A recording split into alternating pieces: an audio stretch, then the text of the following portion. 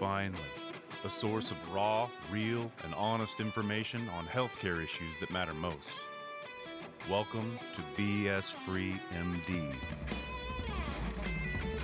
From the latest medical information to how to stay sane as a doctor or a patient, no subject is taboo, no BS is allowed. Now, let's welcome your hosts, Doctors May and Tim Hindmarshs. Hello, everybody, and welcome back to another podcast episode this Monday. This show is a special edition, and it's a re-release of a show Tim and I recorded for the America Out Loud News Network, hosted by Dr. Harvey Risch. America Out Loud is the premier news network with a diverse array of talk shows around science, politics, and conservative activism. In this latest episode, May and I delve into the topic of significant importance, the freedom from pharma movement. It's all about empowering individuals to make informed decisions about their medications, steering away from those that might not be the best fit. Yeah, and we're strong advocates for exploring alternative treatment avenues while working closely with medical professionals to ensure the best choices. But here's the crux of the matter. The episode uncovers the undercurrent of fear that influences the medical landscape. And we discuss the fears that physicians confront, ranging from the specter of legal actions to concerns about professional identity and job security. What's intriguing about these apprehensions is they take root early in training, ingraining a sense of extreme caution to avoid any errors. However, we also explore how this mindset can sometimes hinder the delivery of compassionate and patient-centric care. You know, you want your neurosurgeon to be trained in a very particular manner, but at the same time, you don't want your primary care doctor just a slave to pharma. Yeah. This is a great show. Listen for yourselves. We dare you. And it's with Harvey Risch, who honestly has an atomic powered brain. The guy must have cooling rods in his head. He's so smart. So enjoy.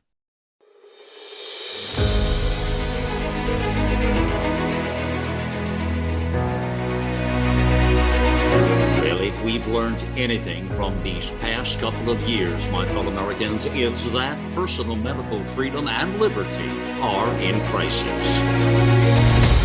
America Out Loud Pulse brings together the top experts in healthcare-related fields to keep you a beat ahead.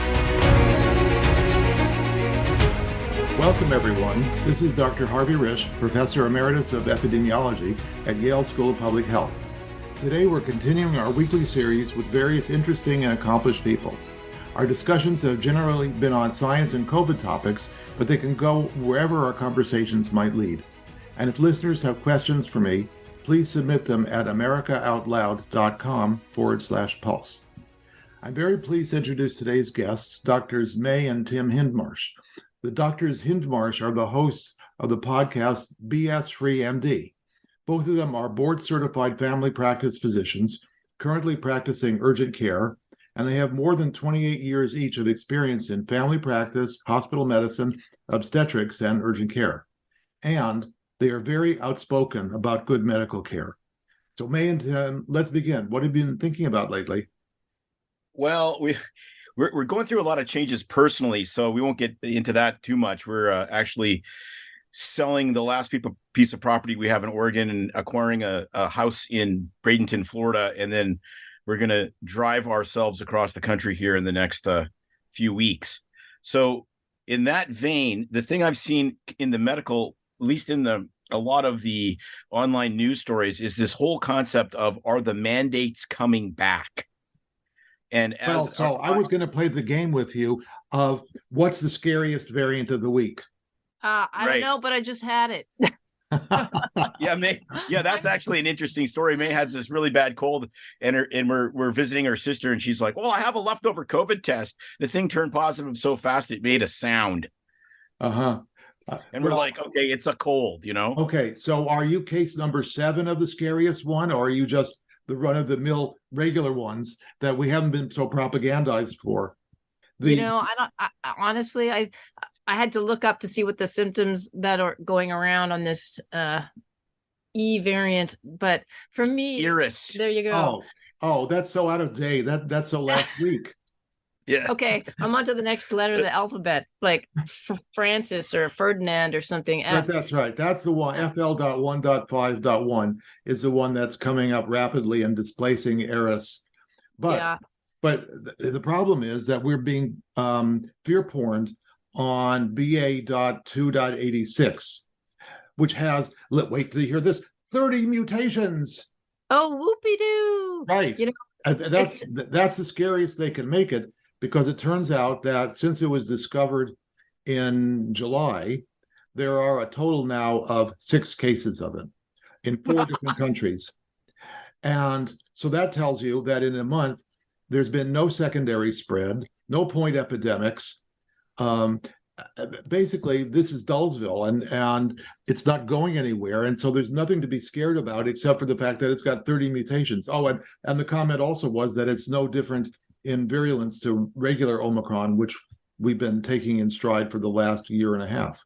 Yeah, well, in my little non-randomized controlled trial, anecdotal evidence of what's been going on with me is that I started off with a really sore throat that felt like it was just an effect from the wildfires that were in our area. And then I just got I had a bit of a cold symptoms and then extreme fatigue, and my immune system goes on hyperdrive anyway. Honestly, I felt kind of like run down with mono, slept a lot, and that was it. And I've been around my family, Tim, sleeping in the same bed still. I mean, nobody else has gotten anything. And it was really, for me, a cold with like just a lot of fatigue and sleeping that, I would expect. Did you try the sodium replacement trick for the tiredness? No, since we're traveling, I take zinc and vitamin C on a daily basis. I got myself some Cold Ease, which has extra zinc. You should be drinking the Element. And the sodium. No, seriously, that is amazing what that does. And you just make it yourself. You take a liter of water and mix in a teaspoon of table salt and a teaspoon of sodium bicarbonate and drink it over half an hour. No, I did not. Let's even think to do that. And then I actually take NAC supplement twice a day. So all in all, I mean, it didn't prevent you from getting it. No, I've been taking it. I've been seeing, I work 20 hours a week seeing sick people. And I guess knock on wood, but I've been really fortunate. And, in the clinic, we haven't seen much of this. I've seen probably more strep throat in this last 6 months than I've had in my entire career. And it's testing positive. Like, it really does. Like, the other thing I think about a lot is I think about Geert Vandenbosch, and he's kind of like, we've so severely damaged people's immune systems or weakened people's immune systems that maybe one of these variants is actually going to be dangerous. And again, we've cried wolf and fear porned ourselves into a point that no one's going to believe anything. And then what? I mean, like, you need a good CDC, you need public health systems, but now they're just an utter disaster. Yeah. So are you double masking, triple masking? I'm non-masking at all. And in fact, I think the safest thing is to get a little bit of sick, let your immune system kind of do what it's supposed to do. It's pretty highly tuned. I think just lick the floor once a week should do it. Exactly, I think so. Yeah. Right. We're gonna go to a public library and just start licking doorknobs. That always is super helpful. But I just think, honestly, I look at the whole scheme of things, and I think that we've really forgotten what it's like to just be sick pre-pandemic with like a bad cold or the cold or a flu bug. And now it's like, all this hype around what variant in COVID. And I'm like, well, yeah, but what about just being sick with a horrible cold? Like what, Well, right. But I got COVID for the first time and last time so far last September, almost a year ago. And our older son was in rotation in med school, and one of the clerks or staff there was coughing, even though she was wearing a mask and a face shield and all that. Anyway, he came home the next day. He was for the weekend, and he says, I'm kind of tired and I've got a scratchy throat. And so that was Saturday. So Sunday he tested. He was positive. That's when I started getting scratchy throat. And Monday, I was feeling it. And then the next day, my wife was feeling it. So 2 days, 2 days, 2 days. Yep. And so what I was just sitting there with scratchy throat and headache, basically for 4 days, and thinking, is that all this is going to be? Why am I so worried? And I had been on hydroxychloroquine, weekly hydroxychloroquine, plus vitamin D and all the other stuff for a couple of years already. And I thought, well, is it going to prevent it or not? So it didn't. And day 5, I kind of crashed. I started getting fevers and wiped out and muscle aches and, the whole flu-like illness. And then I lost taste and smell. And that went away I lost that for 3 days. But I have to say that when that came back, food never tasted as good.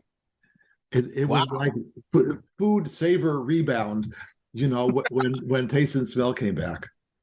I've heard that. Tim and I both have had, like, initially when it's I'm trying to think of time, 21, you got really sick, and that fall we had the severe myalgias, high fever, like severe flu, in bed for kind of a week, kill me, I'm dying sort of sensation. That was like Delta at that point. Yeah. But last year I had a kind of burning eyes and runny nose. I didn't even test because I'm like, who knows? It could have been a bit of COVID or not. I'm like, what do I care?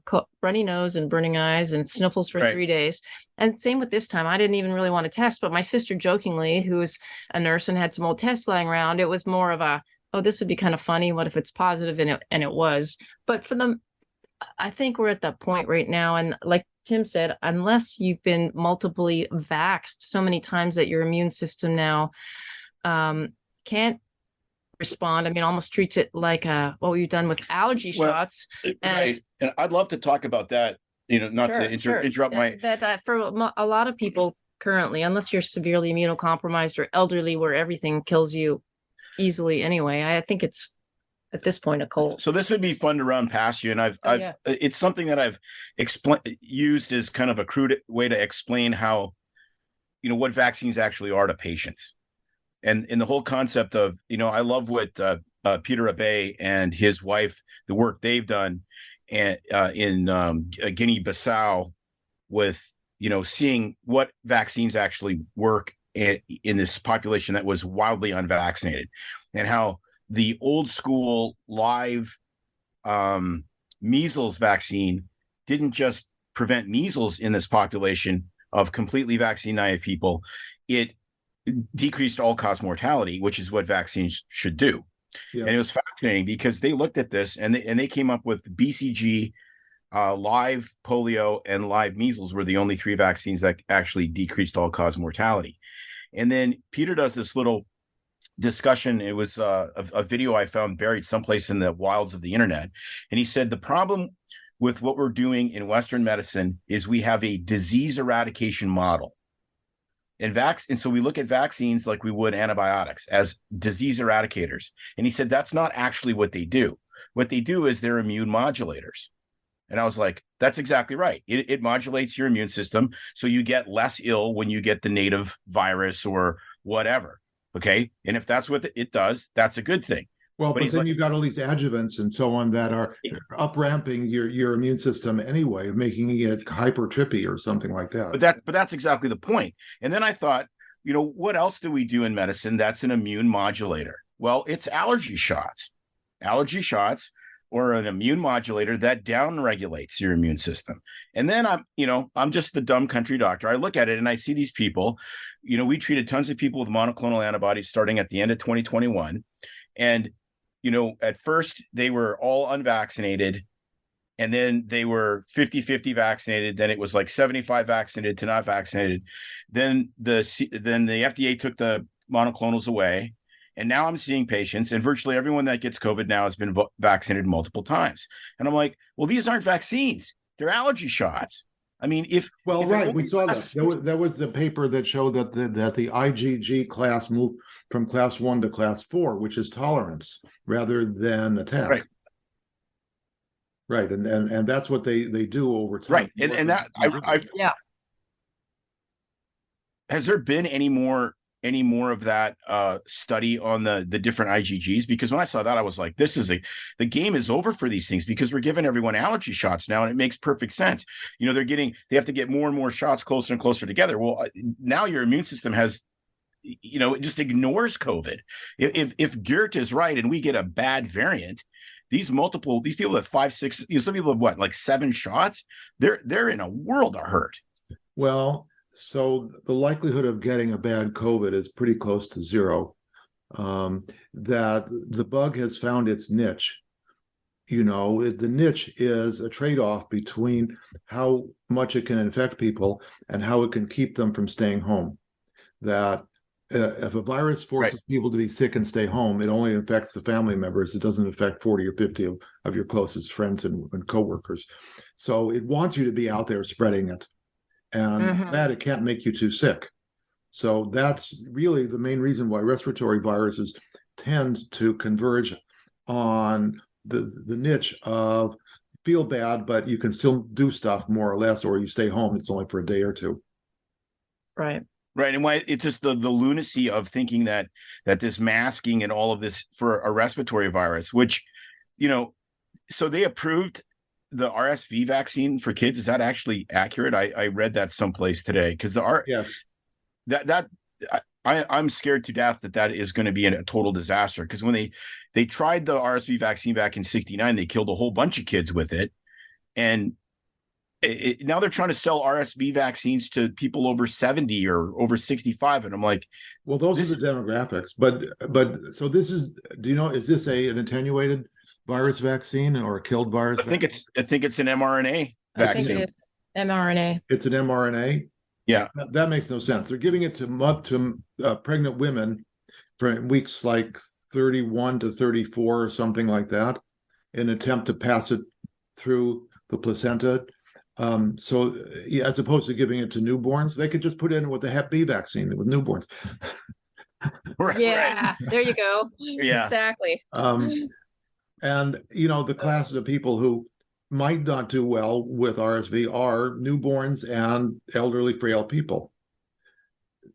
But if this is an mRNA vaccine, then it remains to be seen whether this is safe at all, or is just as nonsensical as everything else we've learned. The Cleveland Clinic studies that have been very good, showed the increase in risk of getting COVID the more doses of the vaccines you've taken. It's exactly that immune tolerance, very clearly shown up to, I think, 4 doses in that study.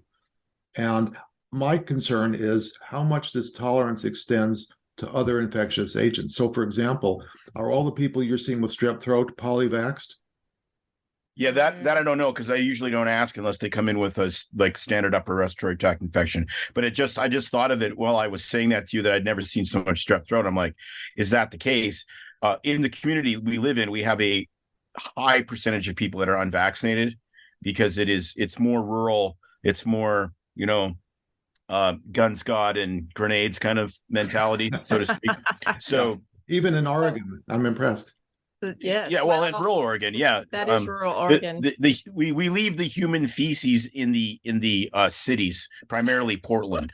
So, but our anecdotal evidence is that there's, amongst family, friends, and patients, is that the people that seem to be coming in or recurringly getting repeated infections seem to be puzzled because they've had their multiple boosters and shots, and why am I getting COVID for the 5th time?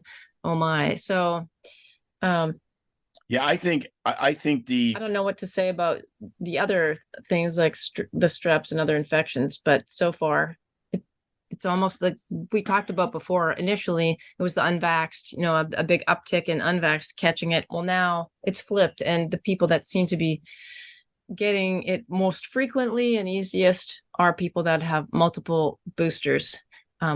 That would not be me. But it's still like the other thing that's fascinating. Me, but the other thing that's fascinating to witness is to see this like in families. So, for instance, I have a really good friend, and him and his wife were like not vaccinated. They got COVID once. They haven't got it again. They have family members that are completely on the other team. They're great people, really nice. It's all good. Everyone gets along, but they've had like 6 or 7 shots, and they got COVID 6 or 7 times. Like literally, they almost had an infection for every vaccine they, every shot they took. But then the narrative isn't, well, this doesn't work. The narrative is, well, thank God I got vaccinated, because otherwise I would have been killed, because one of these 6 infections would have killed me. Not, it doesn't work, I'm getting more infections. And actually, you can't die of COVID if you never get it at all. Right. So we're actually getting to our commercial break. So let's take a pause. We'll be back shortly. Everybody, please stay tuned. Millions of Americans are needlessly suffering from the long-haul effects of the toxic spike protein. Dr. Peter McCullough and his team at the Wellness Company designed their spike support formula to counteract harmful spike protein from COVID-19 and vaccines, so you can feel your best. Go to OutLoudCare.com today and use code OUTLOUD for 25% off your first order. This is Jody O'Malley with Nurses Out Loud. Did you know our body is made up of trillions of cells, and inside each cell, redox signaling molecules are produced? These molecules hold a sacred place in chemistry because as we age, the vital communication of our immune system to keep our bodies free from harmful bacteria, viruses, and toxins become less efficient. For the first time ever, ASEA brings you the power of these molecules in a convenient and potent form to provide your body with the essential support it needs to thrive. Ever since I toured their facility, I take 2 ounces in the morning and evening, and my vitality and energy has been restored at a time I needed it the most. Go to AmericaOutloud.shop and get your exclusive 15% discount by using the code OUTLOUD.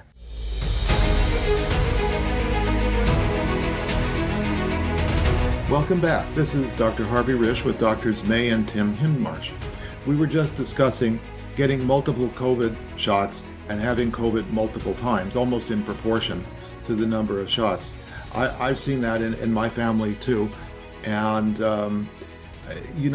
it's just so bizarre that the shots did work after a fashion in a limited way, but there's been so much misrepresentation of what they did and the time periods that they did it. So, for example, you know that in a randomized trial, if an agent takes a week or 2 before it develops its efficacy against the outcome of interest, that if you're going to idealize the trial to figure out what's the best that the agent could do, you'll say, we're not going to count the first 2 weeks because we know it doesn't work in the first 2 weeks. And then we'll count it from there on. Okay, so that's for efficacy. Now, when you look at adverse events, you can't do that, because the minute you sign up for the trial and you get randomized, you're in that group. And if you get in your car and have an accident, well, that's part of the adverse events of being in the trial. Nevertheless, they've done that in the COVID vaccine studies, where they said that people who get COVID within the first 2 weeks after vaccination go into the unvaccinated group. And this is a major issue, as we learned recently, because it turns out that this was the study, the Hulscher study, that Peter McCullough and I and others co-authored, where they looked at the literature of reported cases who had had autopsies. And they found that 74% of the 140 some odd ones that they studied, they went through all of the autopsy details and attributed them to the vaccine. Now, in those, the time when they when they died after getting vaccinated, 3/4 of them were within 4 days of getting vaccinated. So these adverse events are happening very quickly. And so when you get COVID after vaccination, it happens in the first 3 or 4 or 5 days. And so the great majority of the people who get COVID in the first 2 weeks, even though they were vaccinated, is within the time frame that's going to be in those 2 weeks, and not 3 months later, attributable to the fact that the vaccine didn't work. It's a confusion that getting COVID in the first 2 weeks is an adverse event. Getting COVID after that is the outcome of the anti-result of the trial. And so they're not figuring out that getting COVID in the first 2 weeks is an adverse event and putting that in with the vaccinated people as opposed to unvaccinated people. And 3/4 of the people who do that are being considered unvaccinated when they've been vaccinated. Right. And so all these studies that purport to show safety about not getting COVID, basically as an adverse event, are misrepresenting the so-called safety of the vaccine. So that's the first major flaw. And I think this was also pointed out by Norman Fenton in UK, that this is misattributed when these events are happening to the wrong group, and therefore misrepresenting the safety of these vaccines. The second thing is that all of this stuff is transient, that these vaccines come, they ramp up 2 weeks, they start working somewhat. They don't suppress transmission or getting infected, but maybe they keep you from being hospitalized for a while. And then that goes to zero and then goes negative after a while. In the first dose or two, that was on the order of 12 to 15 weeks. Then it gets shorter and shorter with each subsequent dose. Now, that's why you're seeing they want you to take a dose every 4 months. And that's probably too long as it is. It's probably already below zero after 2 months. And, so this is just not a public health management process. You can't give people doses every 3 months, 4 months, 2 months.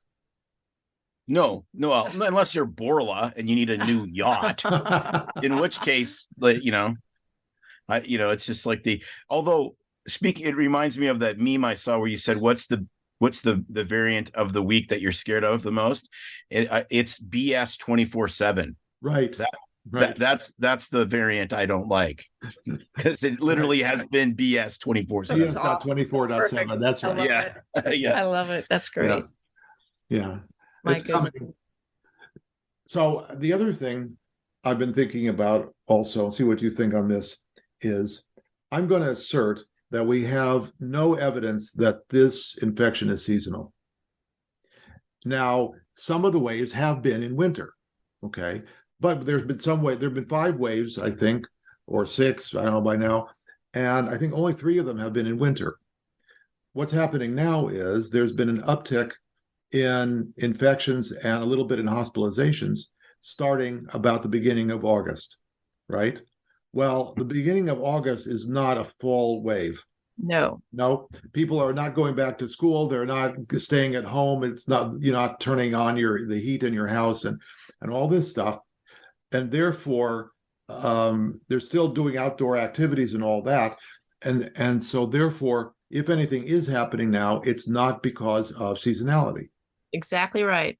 And that makes me think that whatever we're going to get over the fall, there might be some bumps because there might be some effect of seasonal behaviors, but it's not going to be to the level of the waves, the major waves that we've had in past years, because most people are pretty much immune, maybe not completely, but there's so much natural immunity, if not vaccine immunity, in the population that people like you and like me are just not getting very sick with this.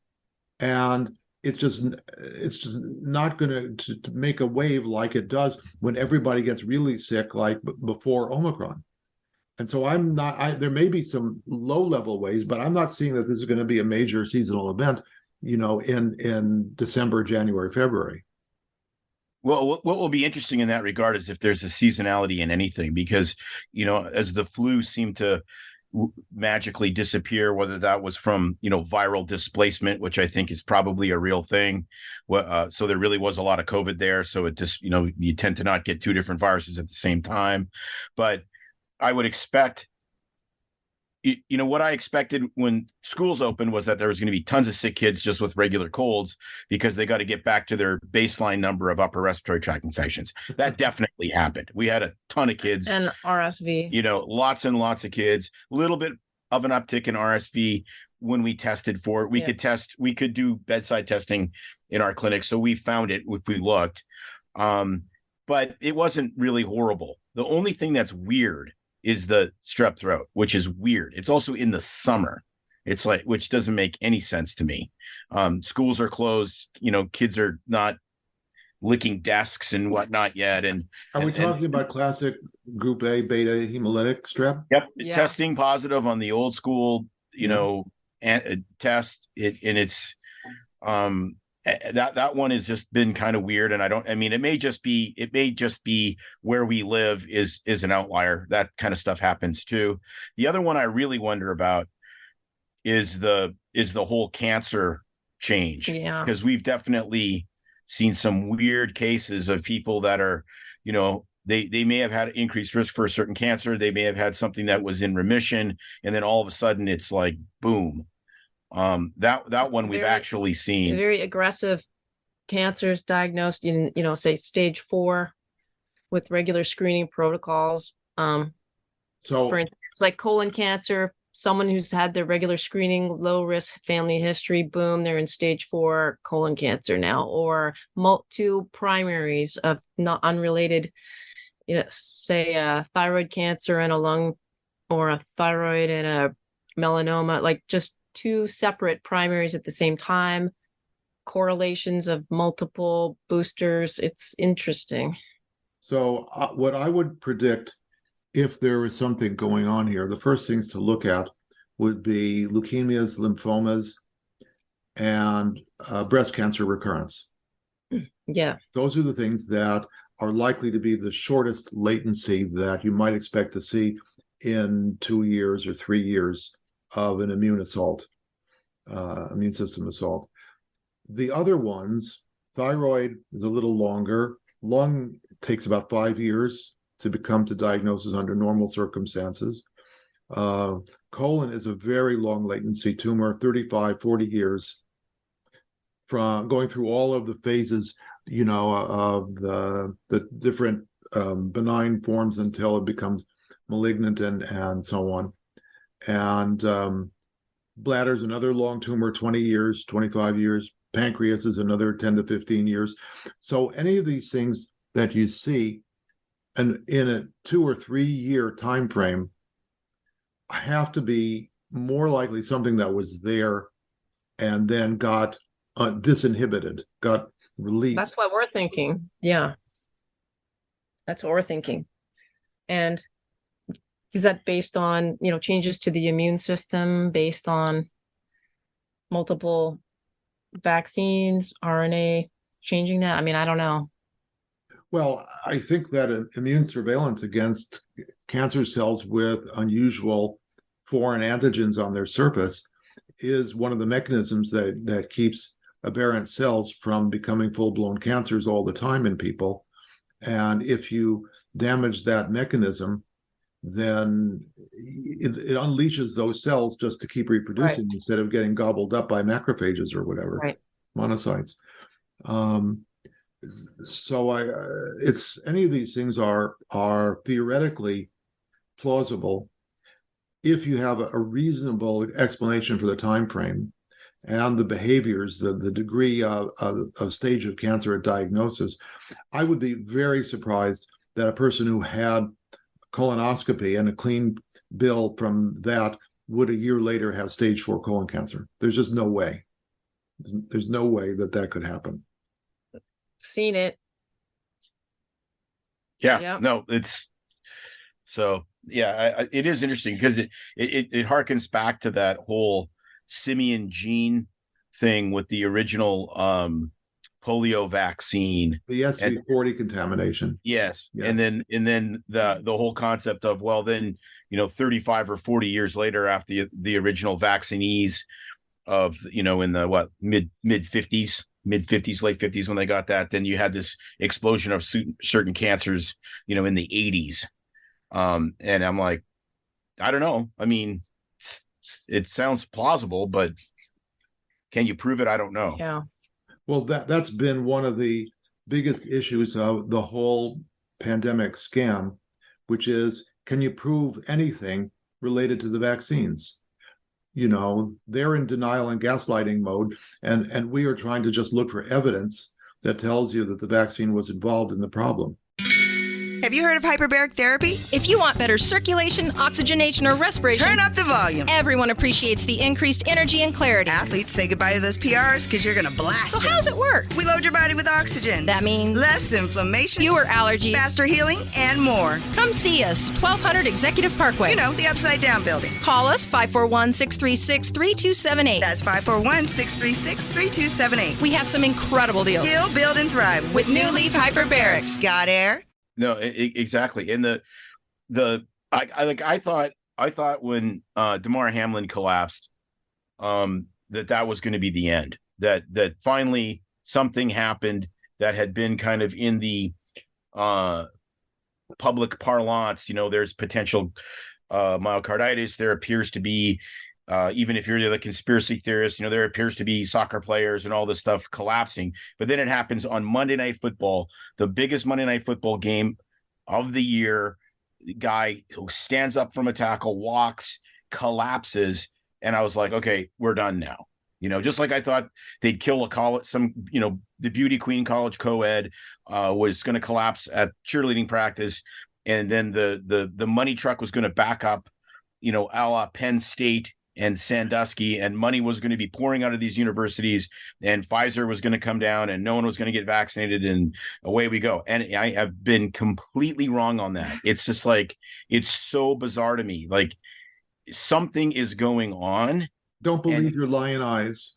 Exactly. But the thing is, every time I think I'm the crazy one with the multiple layered tinfoil scalp, I sit there and I go, okay, you got to be able to ask the question. But you can't even ask the question without getting censored. And then, you know, YouTube this last week quadruples down and says, if you have a medical show and you don't toe the line of the WHO, we're taking you down.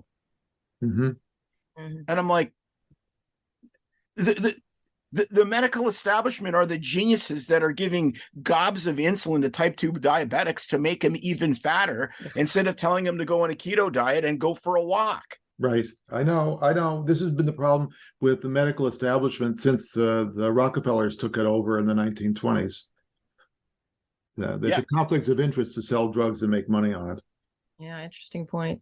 Yeah, no, it's as I always say, like, well, how can it, you know, if we can't question or even put out a hypothesis and challenge it, then it's not science anymore. And we should be able to question and challenge everything and have discussions about it. But I never thought I'd see this in my lifetime as a doctor, especially, where it's like, no, it's this narrative or no narrative, and you'll be shut down, silenced, your information taken off of social media or whatever platform that you're out there. I can't believe it. Like, you know, just everything we've read and where we've come from and what we've learned in history and in med school, and is all these great physicians and scientists that challenged each other, that come up with hypotheses and develop come up with great discoveries. We're just going backwards. Yeah, but it's sucked in the past too. Semmelweis was thrown in in asylum and beaten to death for washing his fucking hands. Yes. Right. I know, you know, and there was Galileo, and there was lots of people that I've forgotten who said it, that the truth is initially violently disagreed with, then it's violently beaten up, and then it's violently accepted. Yeah. It's exactly, that's true. It's exactly true. And it's so wild. Like it's like that meme. It's another meme I saw that was just wonderful. And it's a picture of Bill Gates walking down the street and RFK with his shirt off. And it says, which person would you want to take health advice from? And here's 69-year-old RFK, like with the washboard abs and big pecs. And then there's, you know, there's man boob Gates walking next to him. And I'm like, this is like all the truth you need to see in one picture. Oh, that's so vivid, but true. Yeah. I know. Well, you know, this is the problem with propaganda. Is a very effective tool, at least insofar as that the people who inflict it think that they get people to believe it. It really is unclear how much people believe the propaganda, as opposed to, you know, just have to suffer through it and know that it's out there and are not believing it. And I can't answer that question because it's a question that all totalitarian societies deal with. And the real question is not whether you believe it or not, but how you change your behavior in swimming in that kind of environment. Right. And and how much you talk to your colleagues, or in the public, or you self-censor because of threats to your personal security or circumstances. And we're not the first ones to deal with this. So we've gotten to another commercial break point. So we're going to take a break, and we'll be back very soon. Cofix RX nasal solution has completed the circle and is now offering throat spray with povidone iodine. That completes the protocol doctors like Peter McCullough recommend. If staying healthy is important, you'll want to make sure to add throat spray to your next order of Cofix RX. For a limited time and exclusive for America Out Loud listeners only, you can save 25% off your entire order. Let's double down against colds, flus, strep, RSV, HRV, COVID, and more. Click the banner or go to America Out Loud shop to get 25% off your entire order. Use coupon code OUTLOUD25. That's coupon code OUTLOUD25. For 25 years, Global Healing has proudly produced the highest quality supplements and cleansing programs that are rooted in nature and backed by science. Get 15% off all of our products using code OUTLOUD. Global Healing, giving you the power to take control of your health naturally.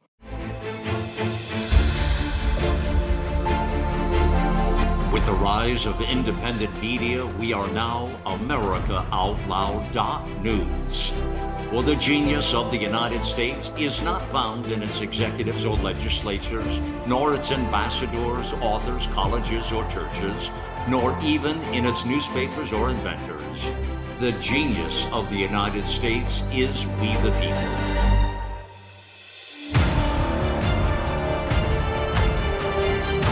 AmericaOutloud.news. Liberty and justice for all.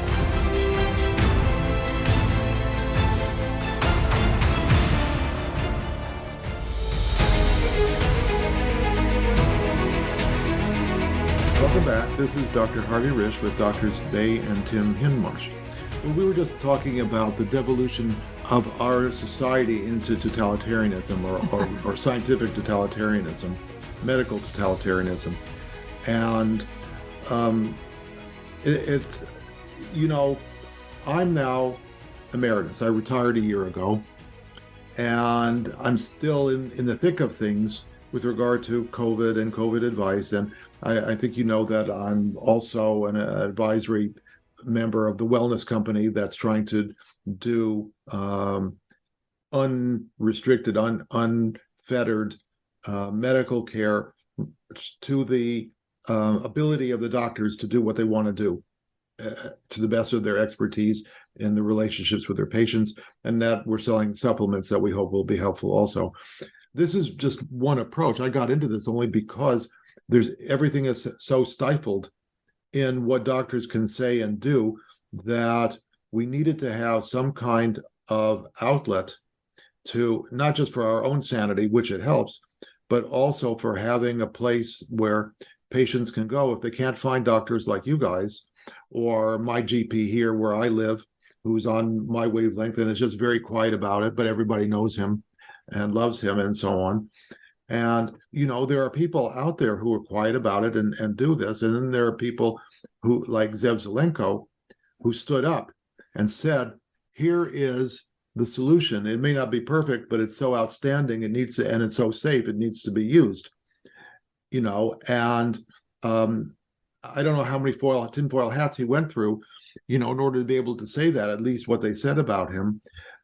But it's, I think that we have very few tools to use against the tyranny that's been inflicted on us.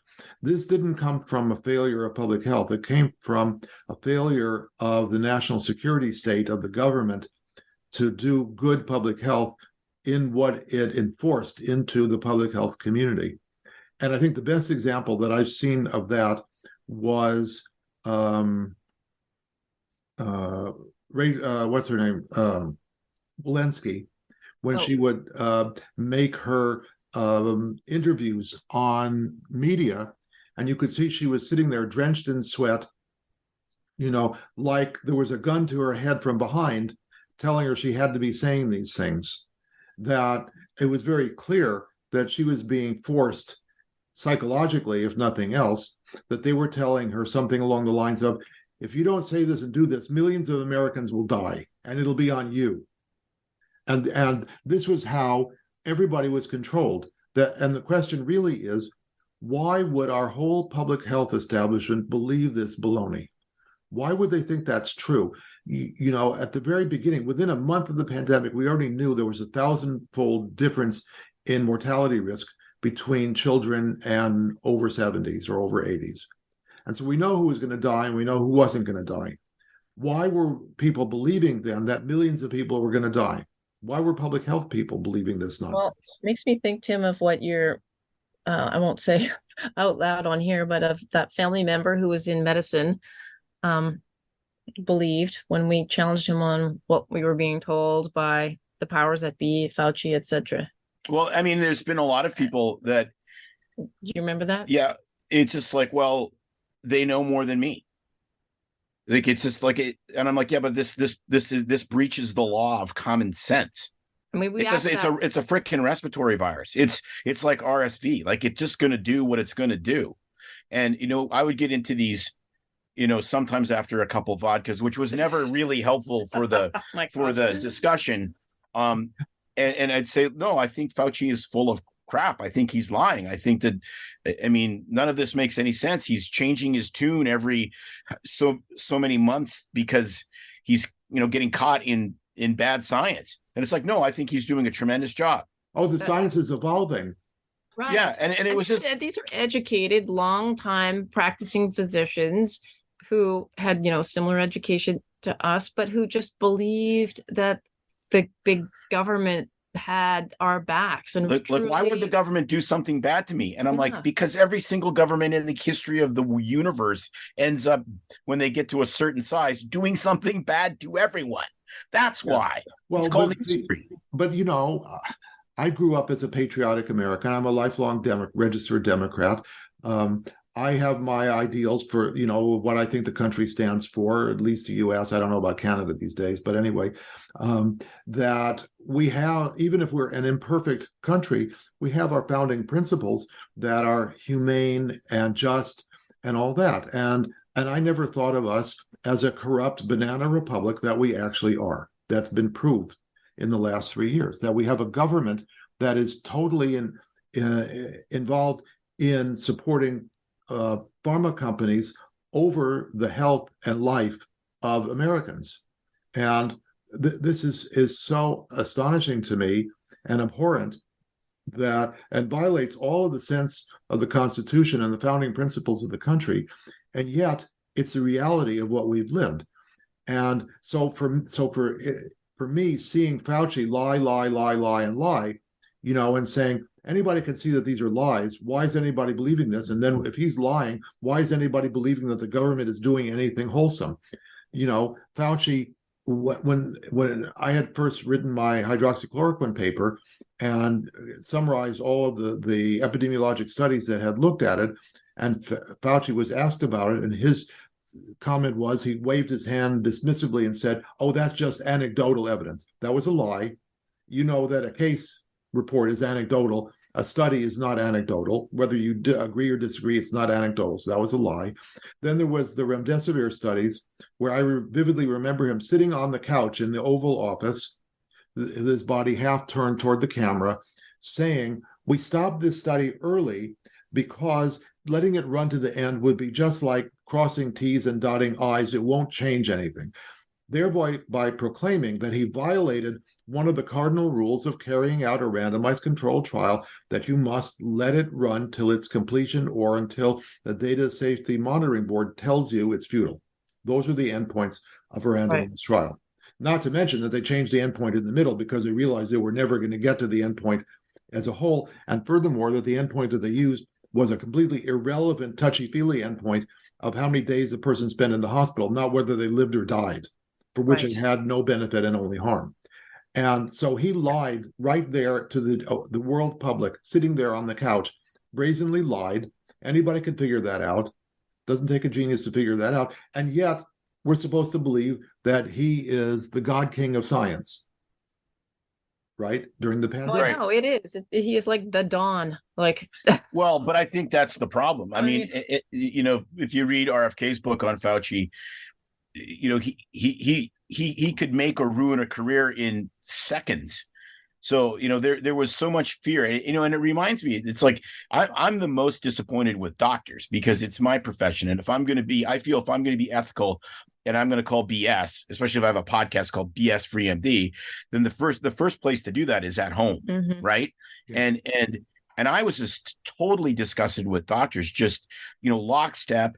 And I've come to this conclusion. I've kind of felt this for a long time, but I've said this to a lot of people. They interview us and they ask us about medicine. It's like, oh, honorable profession, blah, blah, blah. And I said, you need to understand is, for most physicians, their primary emotional motivator is not compassion. It's not empathy. It's fear. It's fear of getting sued. It's fear of being an outlier. It's fear of losing your job. It's fear of, whatever.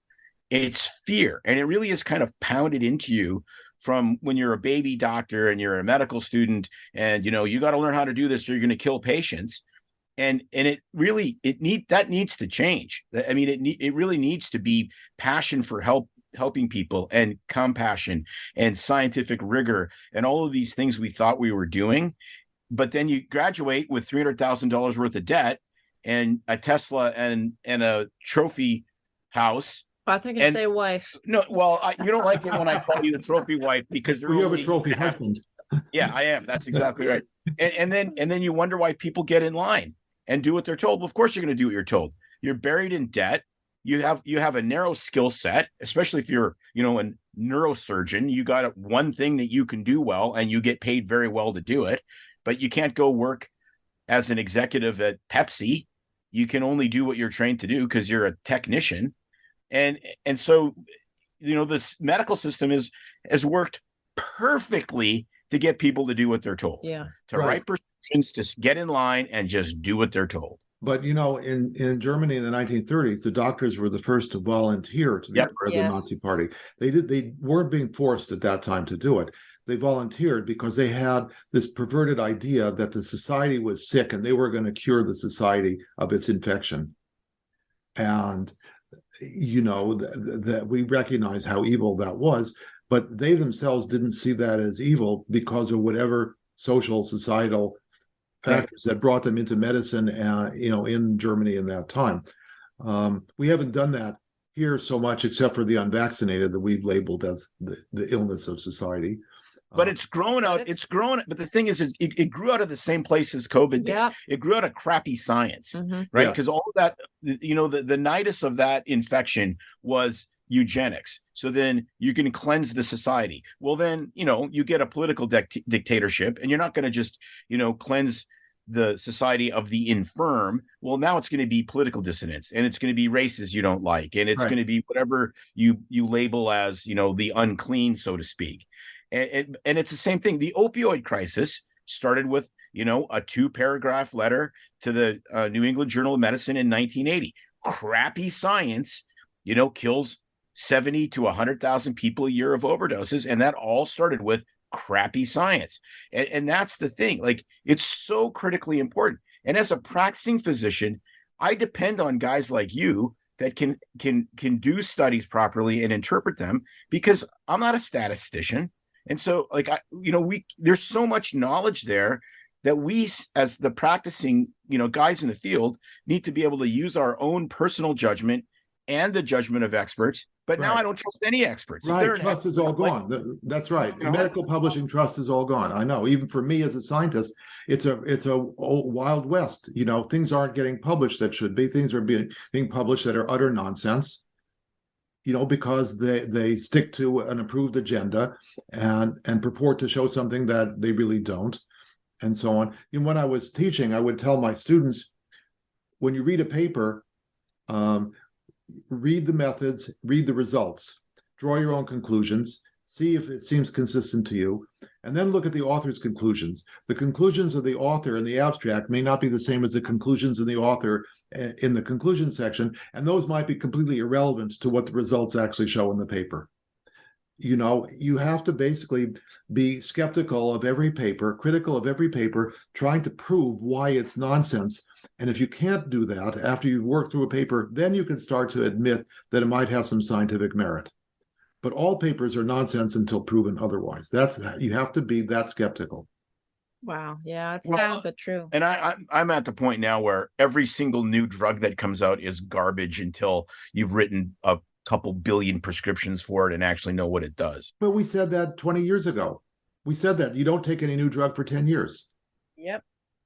Well, I remember one of our mentors, and I said, you're just a dinosaur. And you look at all this, and now I've lived through that for the last 29 years of practice. And it's like, boy, oh boy, was there a lot of stuff that we thought was really good that was gone within 3 or 4 years. Well, FDA approves like 10,000 drugs, vaccines, devices a year, and it removes from the marketplace about 300 every year.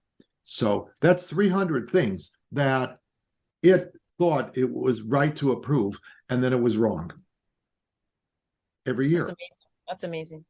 Yeah, it's just. But we can recount so many of those things from over the years, from FIOX to.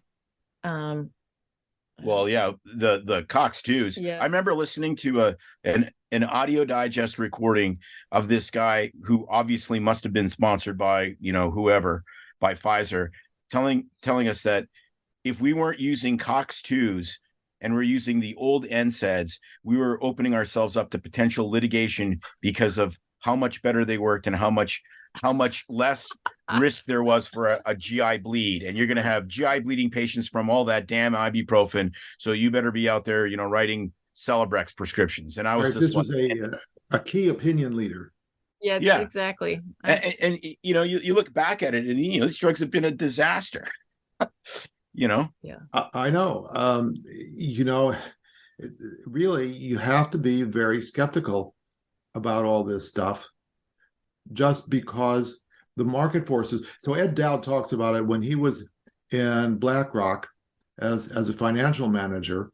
He said the standard MO was to buy up a company that you knew was going to go bust, and you buy it up and you tout it, you extol it until the price rises, then you sell it out just before it tanks, right? And he said pharma does exactly the same thing. It knows that many of the drugs that it produces are going to have serious liabilities, so they escrow large amounts of money. That's only if you escrow $4 or $5 billion, but you make 30 on a drug, what's the big deal? You're still going to make 25 billion in profit. So you escrow a bunch, you go out there, it's going to only last 8 to 10 years. Then you get the litigation, you just settle, pay the fines, and move on to the next drug. It's a cost of doing business. Never mind that all the people who are harmed by this in the cost of doing business. The callous approach to that is just unbelievable. No, well, it is unbelievable. And so I'm sitting here watching Jardiance ads where now they're normalizing obesity to the point where they have these morbidly obese models dancing around that, the way you fix, your type 2 diabetes is to take a medication where one of the risk factors is that you get necrotizing fasciitis of your perineum. And I'm like, I'm thinking a keto diet and a walk is way better than that potential side effect. Right. How about gastric bypass in the worst cases? Yeah, well, exactly. Right. Exactly. It boggles the imagination. I'm glad that I'm doing urgent care now, because I'm still, for the most part, solving problems. Someone comes in with a pneumonia, community acquired pneumonia, we can handle that one. That's good. Oh, you broke your ankle, we'll deal with that. But primary care patients, I have a few, and they love seeing me because I'll go down these bunny trails with them and I get rid of their medications. But man, it's torturous to do. Well, this is one of the things that my colleagues in the wellness company are trying to do, which they're calling freedom from pharma, which is helping people to get off the medications that really aren't helping them much and have potential side effects that are worse than what their intention is to treat. And this is something that we've had discussions about, not something that anybody can do to tell you just stop taking your meds, but needs alternative approaches. That is a medical decision, and why doctors should be involved in doing that. And I think it's a great idea to go that direction, as much as pharma is going to lobby against it and whatever. But I think we have to be thinking along those lines. Well, I think people are starting to wake up. I mean, at least I'm seeing more, and we're interviewing more people, and friends, family, patients are looking into, maybe there's other options to improve my health other than popping a pill for this problem or that problem. And what can I do as far as looking at what food I'm eating and how that can impact me? What supplements, what kind of exercise or supportive therapies, sleep, and the amount of, red light, using red light for healing, etc. I mean, all these different avenues, instead of let's just take another pill with another side effect on top of another pill until you have pill to fix the pill. That's right. Exactly. An amount of pills that are all interacting, as I always say, with one another in someone's body that we canceling out or adding to like the potential side effects. And it's just a big mess in there. It's a big chemical soup. If you're on 13 pills, it is unknowable on how those are interacting. Oh, right. That's right. It's a multi-body problem. When you're on 3, you can't tell what it's doing.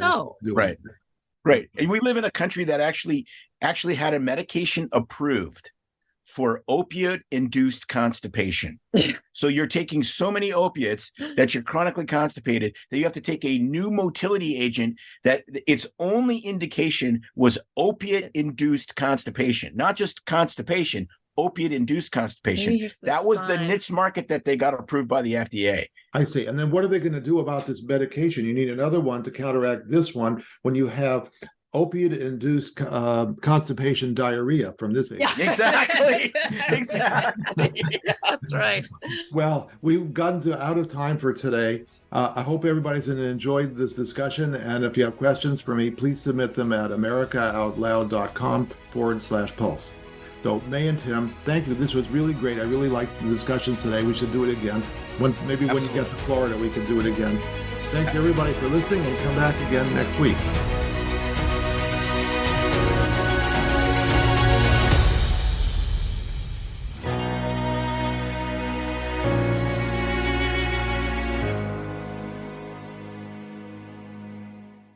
Thanks for tuning into our re-released episode from America Out Loud News Network, and thank you, Dr. Risch, for having us on.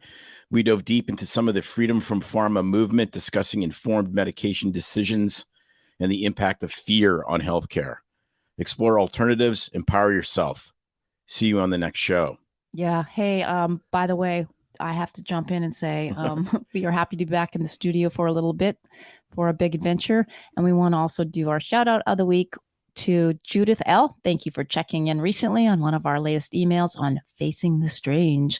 And we read your note on change being overwhelming and very much agree. So thank you for taking the time to send us your thoughts. We appreciate you. All right, everybody.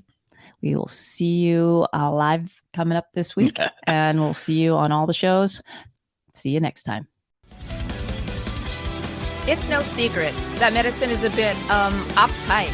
That's why Tim and I created BS Free MD, to mix things up a little and have fun in the process. Besides, we are having these exact same discussions all the time, so we thought we might as well invite everyone to the party. If you really like us, you can get plenty more, and maybe see one of Tim's cool tattoos on our Instagram or Facebook pages at BS Free MD. See you next time.